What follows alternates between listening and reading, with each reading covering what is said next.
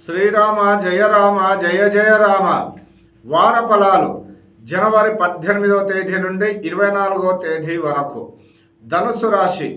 ఈ రాశి వారికి విలువైన వస్తువులు లభిస్తాయి. పుణ్యక్షేత్ర సందర్శన శుభ ఫలితాలను ఇస్తుంది. నూతన వ్యవహారాలు సకాలంలో పూర్తవుతాయి. వృత్తి ఉద్యోగరీత్యా బిజీగా గడుపుతారు. మిత్రులతో కాస్త జాగ్రత్తగా వ్యవహరించడం చాలా ముఖ్యం.